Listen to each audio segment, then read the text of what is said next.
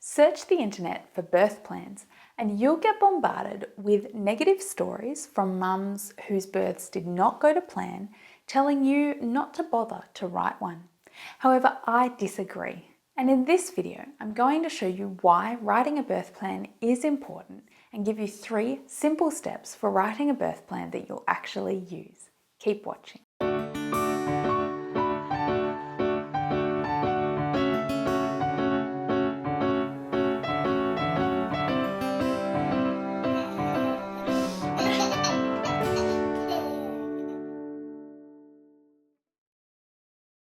Despite what some people seem to think, a birth plan is not about scripting out your dream labour. It's not about coming up with a step-by-step plan of how your body will behave during labour. The point of a birth plan is for you to educate yourself ahead of time about all the different birthing options that are available to you. When you learn about all your different options during your pregnancy, you'll be ready to make informed decisions while you labour. You want to think about the different drugs that can be offered to you and the different interventions that can occur during labour. And you need to think about what matters to you. It doesn't matter what I think, it doesn't matter what your mum did or what so-and-so's friend did.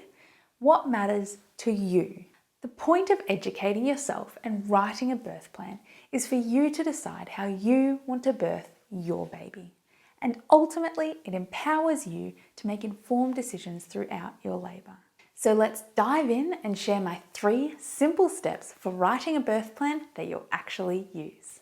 Number 1, find out what your options are. In last week's video, I talked about the importance of watching a variety of birth videos to get a really broad view of what different births can look like. But in addition to that, you'll want to know the different words and phrases that you'll hear throughout your labour and the procedures that you might be asked to consent to.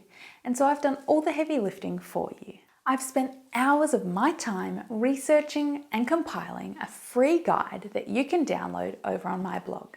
In the free guide, you will find an explanation of each of the pain relief drugs that are available to you and the effects that those drugs have on you and your baby, as well as a list of the common interventions that can occur throughout labour. I'll give you the link to that free guide in a moment, but let's continue on.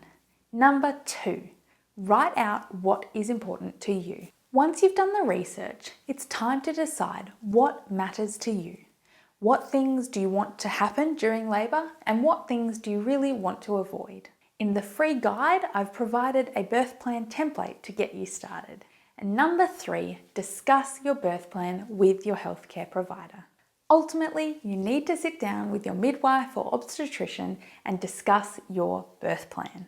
Obviously, if you're planning a home birth, they tend to be very mother-directed and the midwife follows the mother's lead. But if you're planning a hospital birth, they will have standard policies in place. For example, one of my local hospitals has a standard policy that they actively manage the 3rd stage of labour, the delivery of the placenta. This means that rather than letting your body naturally contract and get the placenta out, they give you an injection to help speed things along. Now, as I said before, this is exactly one of those things that is going to matter to some of you and not to others. So by informing yourself of your options and deciding what's important to you, you can comfortably sit down with your doctor to discuss the things you'd like, find out what their standard policies are, and ask them where they can be flexible to accommodate your wishes. That same hospital that I mentioned a moment ago will allow a mother to deliver her placenta without intervention if she asks to do so. Now, let's recap. A birth plan is important because it empowers you to make informed decisions throughout your labour. And the 3 simple steps to writing a birth plan that you'll actually use are: find out what your options are, write out what's important to you, and discuss it with your healthcare provider. That's it for today's video. But before you go, head over to my blog, lizziesophia.com, where I have got my birth plan and I've deconstructed it and talked you through how I thought about writing that. So I feel like that'll be really helpful for some of you to see the thought processes behind each of the decisions.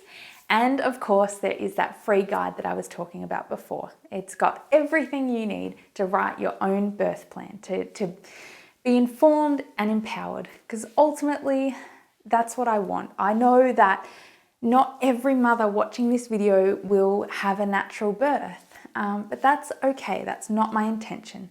I want to know that mums know what their options are and they feel like they're making the decisions along the way. They're not coming out of their labour saying that it was traumatic, that it's a day they hope they can forget. I want you to be able to welcome your child into the world feeling empowered. So head over to my blog now and subscribe to my YouTube channel to stay up to date with all of these videos. See you next time. Find out what their standard, I don't know what number I'm even up to. I'm like, anyway, maybe we'll just ignore the hand. I'm delirious. Don't look at me.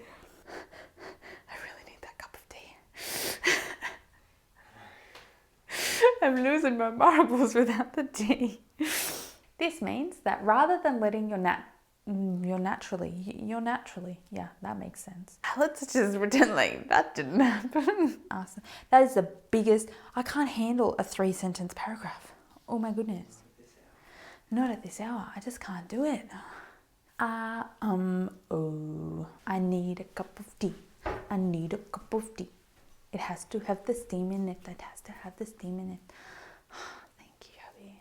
This is such a delicious cup of tea. So delicious.